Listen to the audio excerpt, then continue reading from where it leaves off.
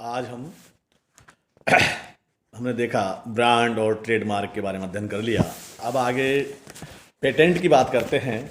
तो पेटेंट से आशय है हमारा कि कोई व्यक्ति कानूनी रूप से किसी वस्तु का पंजीयन करवा ले तो उससे पेटेंट, जिससे उसका उपभोग कोई दूसरा व्यक्ति या उसका जो अधिकारा मालिकाना हक है जो कोई दूसरा व्यक्ति उसका प्रयोग न करे।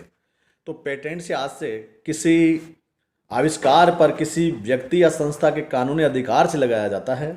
जब कोई व्यक्ति या संस्था किसी नई वस्तु, नई मशीन या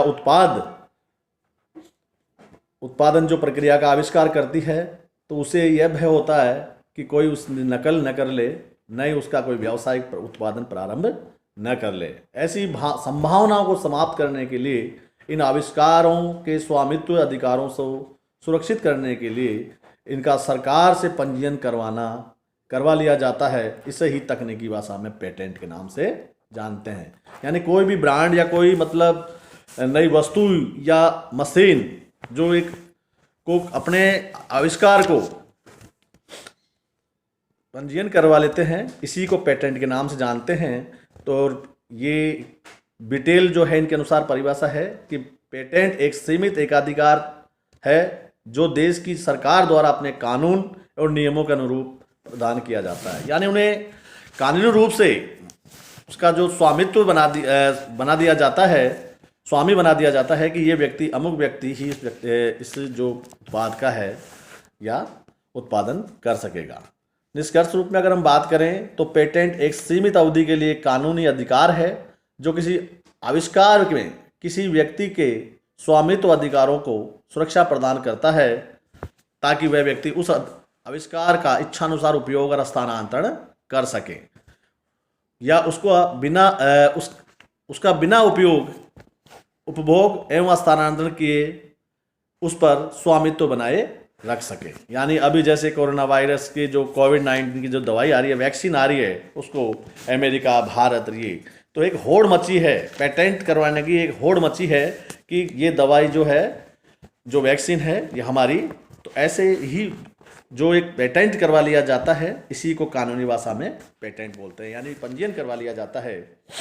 आगे बात करें, इसकी जो विशेषताओं की बात करें, कैरेक्टरिस्टिक्स की बात करें, तो पेटेंट एक कानून अधिकार है जो किसी देश के कानून के अनुसार उस देश की जो सरकार द्वारा प्रदान किया जाता है।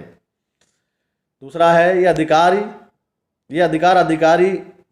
है, एकाधिकारी जो अधिकार है, अतः इसका अधिकार का धारक व्यक्ति या संस्था है इसका स्वामित्व रखती है। यानी जिसने रजिस्ट्रेशन करवा लिया, जिसने पंजीयन करवा लिया, वह उस व्यक्ति की अनुमति बिना इसको कोई दूसरा नहीं बना सकता, यूँ कहें। आगे है, ये अधिकार सीमित भौगोलिक क्षेत्र के लिए होता है। यानी एक राजस्थान विशेष के लिए या भारत विशेष के लिए या विश्व में ऐसे एक भौगोलिक क्षेत्र, क्योंकि किसी भी सरकार की अधिकार सीमा या प्रभुत्व सत्ता सर्वव्यापी नहीं होती। यानी राजस्थान सरकार द्वारा बना ले, चाहे यूपी सरकार द्वारा या भारत सरकार द्वारा या अमेरिका सरकार द्वारा, तो किसी देश विशेष, एक पर्टिकुलर स्थान, एक भौगोलिक क्षेत्र की बात करें, वहाँ तक ही इसका जो एक अधिकार है या एकाधिकार है वो क्षेत्र होता है, भौगोलिक क्षेत्र। पेटेंट अधिकार एक निश्चित अवधि के लिए ही बना रहता है। यह अवधि देश के कानून द्वारा निर्धारित की जाती है। 5 साल का, 10 साल का, 20 साल का, जो जितने टाइम के लिए बनाया जा सकता है, उतने टाइम के लिए इसको अवधि के लिए बनाया जाता है, पेटेंट करवाया जाता है। यानी पेटेंट में आविष्कार का विशिष्ट विवरण या रेखा चित्र भी सम्मिलित होता है जिससे दूसरे लोग उसका अतिक्रमण न कर सके। यानी जो ब्रांड की बात करें या जो छाप है या उसका चिन्ह है, उसकी बात है। पेटेंट एक या अधिक व्यक्तियों का अधिकार भी हो सकता है। यानी पेटेंट एकाधिकार भी हो सकता है और पेटेंट संयुक्त या संस्था द्वारा या व्यक्तियों द्वारा मिलकर भी करवाया जा सकता है। पेटेंट अधिकार का स्वामी यदि अधिकार का उपयोग न भी करे तो भी अन्य कोई व्यक्ति या संस्थाओं का उपयोग नहीं कर सकती। दूसरे शब्दों अगर हम बात करें तो स्वामी द्वारा पेटेंट का उपयोग न करने से इसका अधिकार दूसरे को स्वतः ही नहीं मिल जाता। यानी उसकी इच्छा बिना अगर उसने कॉपीराइट करवा रखा है पेटेंट, तो उसकी आज्ञा बिना कोई दूसरा व्यक्ति उसका उत्पादन या प्रोडक्शन नहीं कर सकता।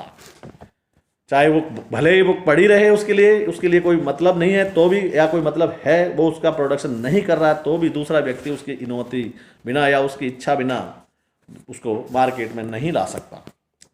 लाभ की बात करें, एडवांटेज की बात करें, स्वामित्व की सुरक्षा, जैसा कि लग रहा है कि जो उसका जो मालिकाना हक है, पेटेंट प्राप्त कर लेने से आविष्कार के स्वामी संबंधी अधिकारों की सुरक्षा होती है। अन्य कोई व्यक्ति स्वामी की अनुमति बिना इसका उपयोग या आविष्कार नहीं कर सकता। स्वयं के हितों में उपयोग, पेटेंट धारी आविष्कार का स्वयं हित में उपयोग कर सकता है। अन्य द्वारा उपयोग पर प्रतिबंध, स्वयं के हित में तो कर सकता है और अन्य द्वारा उपयोग पर प्रतिबंध है, कोई दूसरा व्यक्ति इसका उपयोग इसकी अनुमति बिना नहीं कर सकता। बाजार पर एकाधिकार की बात है, पेटेंट करा लेने पर आविष्कार की गई वस्तु बाजार में पेटेंट धारी का ही पूर्व अधिकार होता है। अगर बात करें अधिकार हस्तांतरण की बात करें तो पेटेंट अधिकार हस्तांतरण भी विधि पूर्वक प्रतिफल के बदले किया जा सकता है। यानी उसका मूल्य, उसका जो प्रतिफल है उसकी बात करें, प्रतिफल को लेने के एवज में तो वह बेच सकता है किसी दूसरे को, जिससे इसका हस्तांतरण किया जा सकता है। यानी ट्रांसफर किसी भी व्यक्ति को किया जा सकता है पैसे के बदले, वह भी इसका विधि पूर्वक उपयोग कर सकता है। अगर मान लो किसी ने खरीद लिया तो वो उसका मालिकाना उसका हो गया, अब उसकी बिना आज्ञा के कोई दूसरा व्यक्ति उपभोग या उसका निर्माण या उत्पादन नहीं कर सकता। रॉयल्टी की बात करें, पेटेंट के उपयोग के अधिकार का हस्तांतरण करने पर प्रतिफल मिलता है, इसे सामान्य भाषा में रॉयल्टी कहते हैं। अतः पेटेंटधारी को पेटेंट हस्तांतरण से रॉयल्टी भी मिलती रहती है। साझेदारी में उपयोग का अधिकार, पेटेंट का करा लेने से उस आविष्कार का उपयोग साझेदारी या संयुक्त साझ, ज्वाइंट वेंचर या पार्टनरशिप जो है के अंतर्गत भी किया जा सकता है। यानी जरूरी नहीं कि किसी एक व्यक्ति ने ही करवाया है, अगर वो चाहे तो किसी दूसरे व्यक्ति को भी शामिल कर सकता है, चाहे साझेदारी की बात करें चाहे ज्वाइंट वेंचर के रूप में बात करें।